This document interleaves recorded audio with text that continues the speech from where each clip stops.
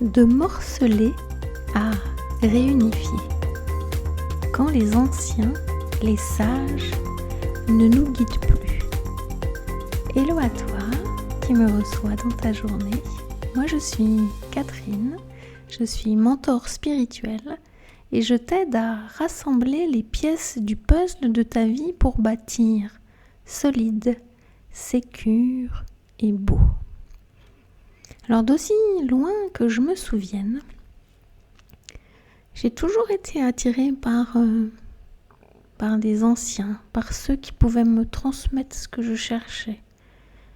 Et j'ai eu du mal à trouver.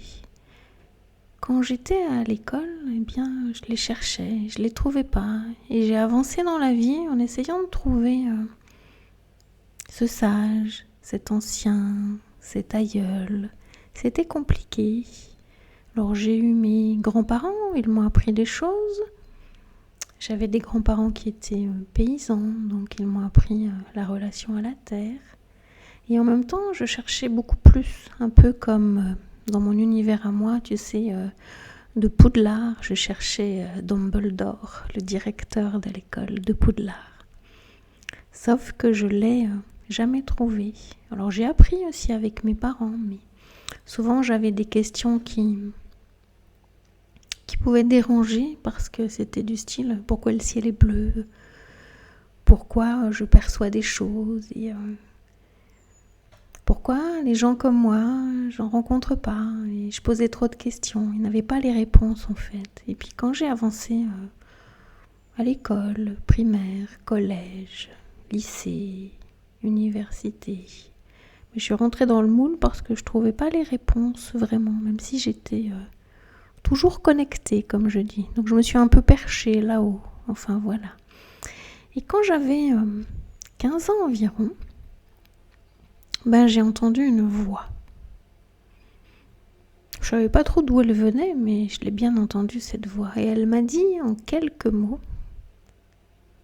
Catherine, quand tu seras grande, tu seras une sage. Fichtre diante. Et puis la voix, elle est repartie. Qu'est-ce que je pouvais faire de ça ? J'avais à peu près une quinzaine d'années. Alors moi, j'ai toujours été attirée par ce que j'appelais la métaphysique, les trucs invisibles. Ça a été comme ça depuis que je suis enfant, en fait. Et cette voix qui est arrivée là, elle venait, chouette. Mais et les sages et les anciens, ils sont où ? J'avais que cette voix pour me guider. Sur ma route, j'ai rencontré des humains. Et donc elle m'avait dit que je serais sage, donc je me suis dit peut-être dans les humains que je vais rencontrer, peut-être que je vais rencontrer des gens qui vont m'aider à devenir cette sage.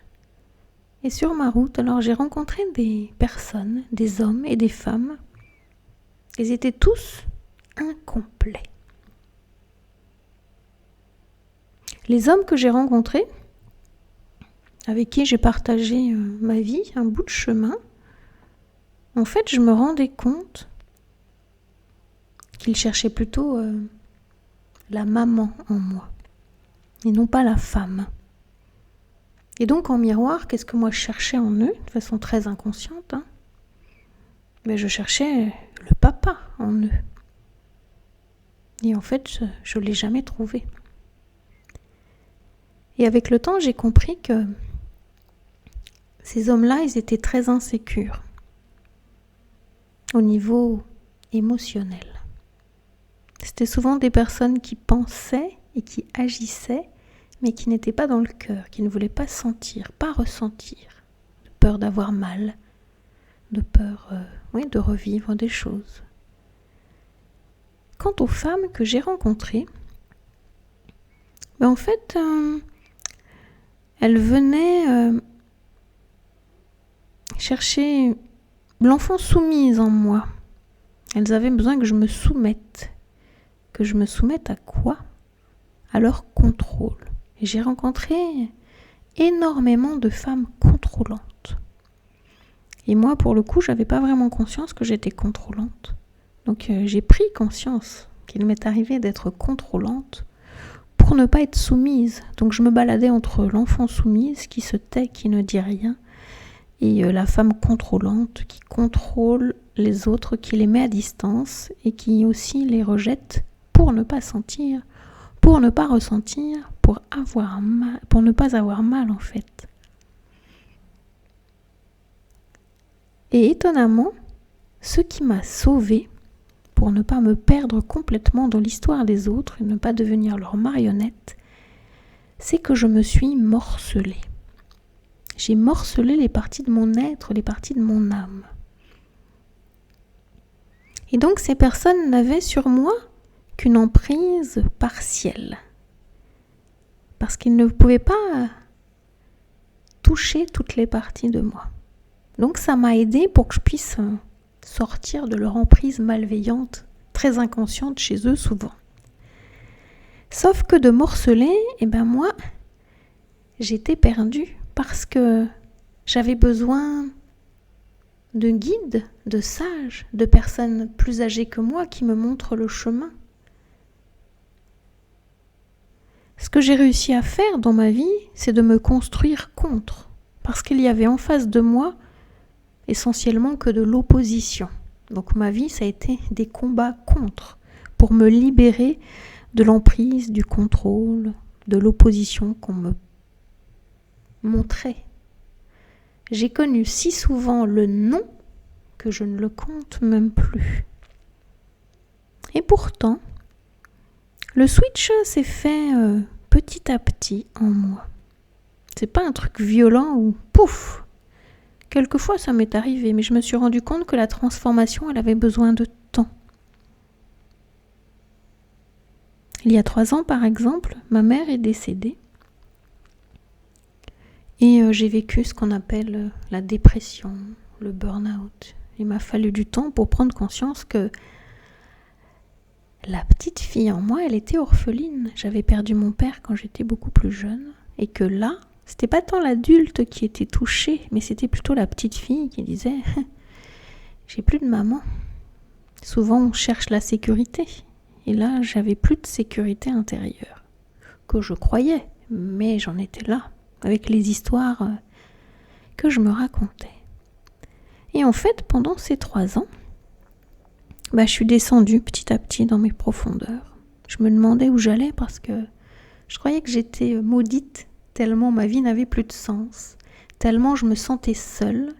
Vous savez, c'était aussi à l'époque de la petite bestiole qui avait fait le tour de la Terre, donc coupée de tout, obligée à m'occuper de moi, chose que j'avais jamais fait de toute ma vie. Je savais très bien m'occuper des autres, mais pas du tout de moi. Et comme on s'était jamais vraiment bien occupé de moi, pour le coup, cette partie-là, elle était complètement orpheline. Alors je suis descendue dans mes profondeurs petit à petit. J'ai pleuré, j'ai chialé, j'ai crié, j'ai pesté. Je me suis rebellée, j'ai tapé sur mes coussins de colère. Et à chaque fois que je lâchais, que je laissais partir ces tensions physiologiques, physiques, émotionnelles, je récupérais des petits bouts de moi, des petits bouts du puzzle de ma vie en fait. Et petit à petit, je me suis guérie parce que mon travail et moi, pour retrouver mon unicité, pour me réunifier, c'était d'aller à la pêche à tous ces petits morceaux en fait. Donc il fallait du temps.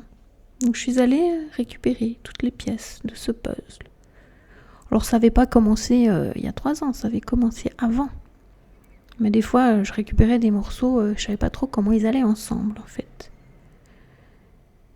Et donc, j'ai le souvenir de m'être fait accompagner par une psychothérapeute. Ça a duré longtemps, ça a duré 13 ans. Mais c'était chouette parce qu'elle m'a aidée à retrouver plein de pièces du puzzle de ma vie. Et puis ensuite, je me suis formée au coaching professionnel.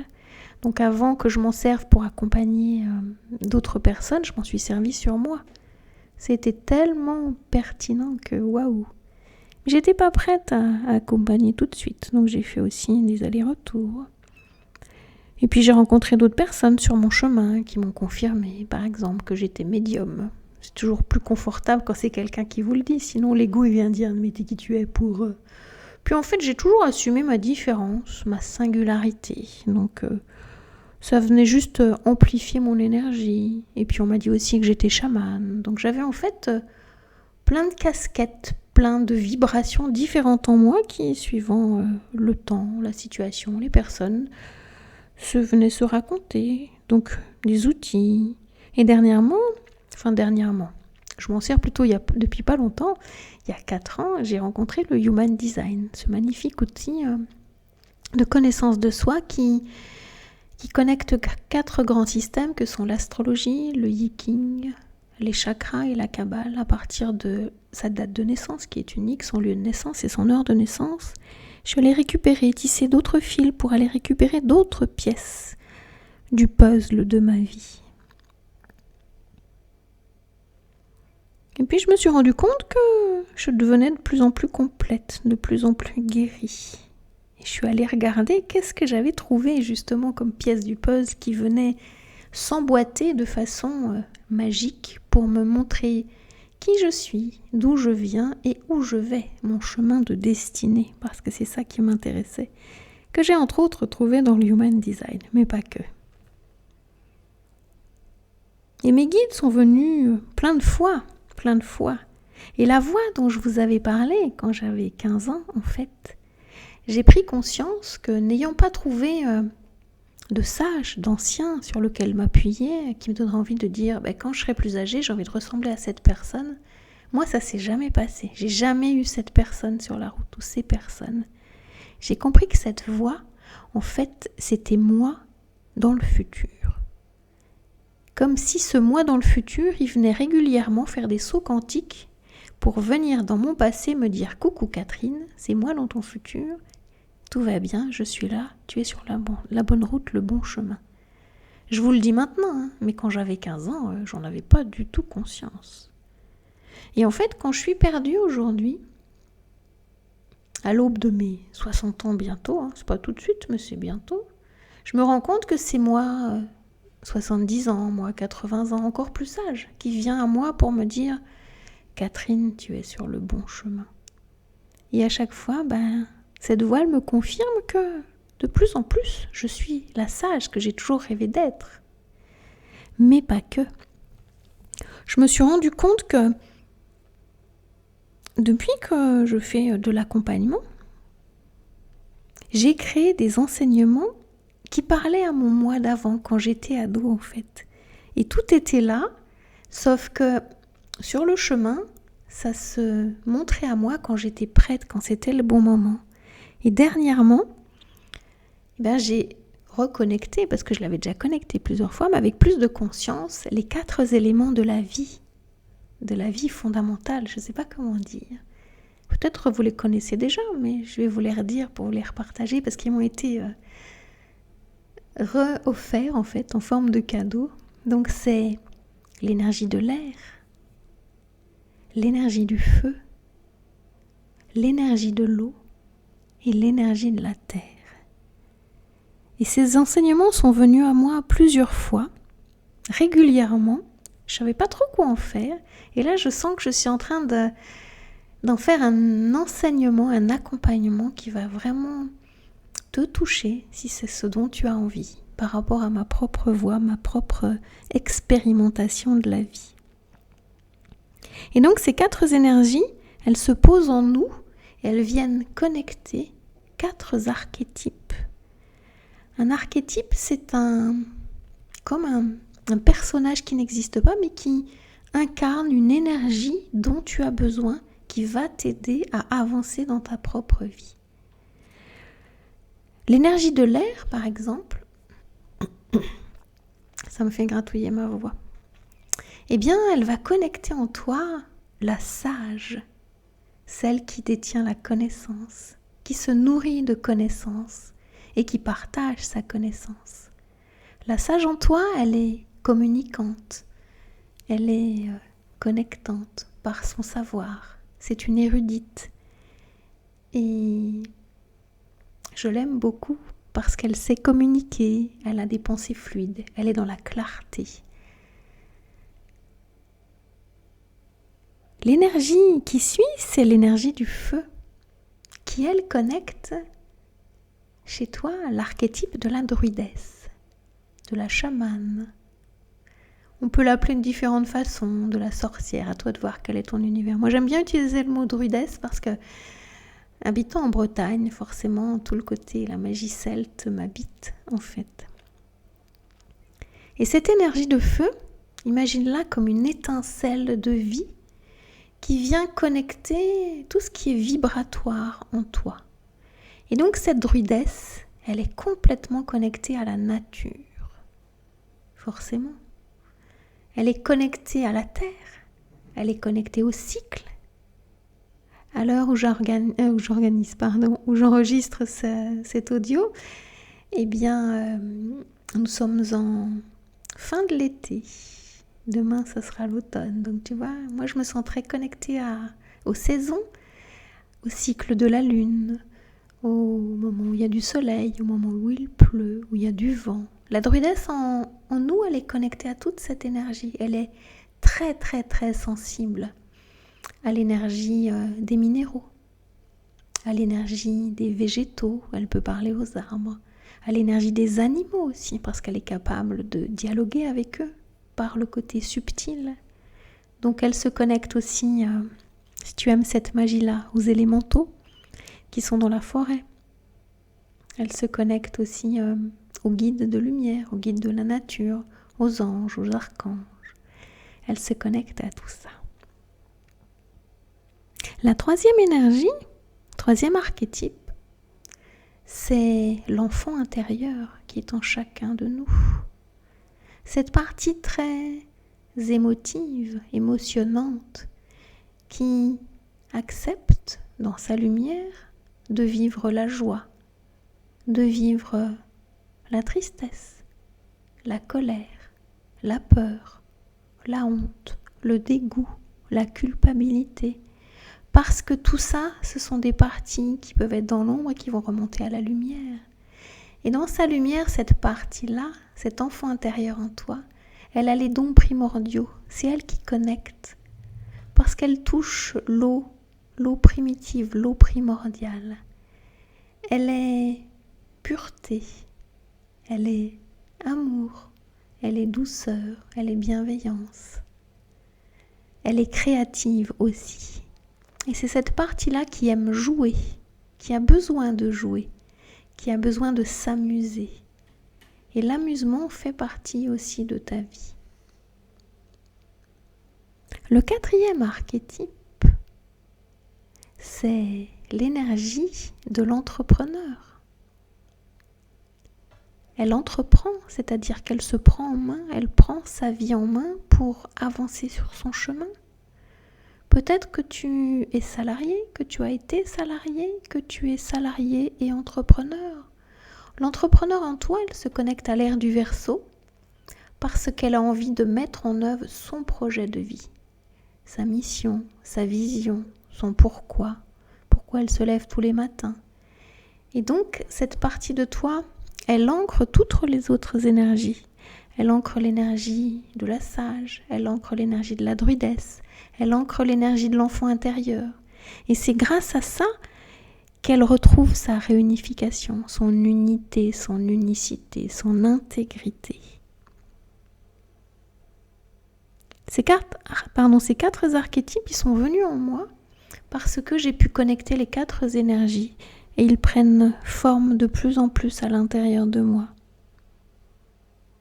Et donc j'ai une question pour toi qui m'écoute, qui m'a accueilli jusqu'ici.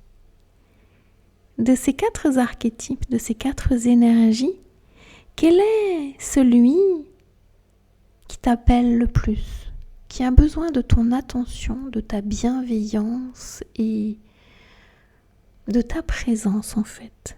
Je serais curieuse et ravie que tu me partages ce que tu sens par rapport à ma voix. J'espère que tu as apprécié ce moment où nous nous sommes rencontrés, tous les deux, toutes les deux. Moi, j'ai pris grand plaisir à te transmettre ce partage, cet enseignement qui vient directement de mes guides. Et il y a beaucoup de guides de la nature qui sont là autour de moi. Ils se servent de ma voix avec un X pour ouvrir la voie avec un E. Et la voie, la première, c'est la voie de ton cœur qui t'amène amour, abondance et sécurité intérieure. Voilà, je suis ravie d'avoir passé ce moment avec toi. Je te dis à tout bientôt. En attendant de nous retrouver, prends grand soin de toi. Ciao, ciao.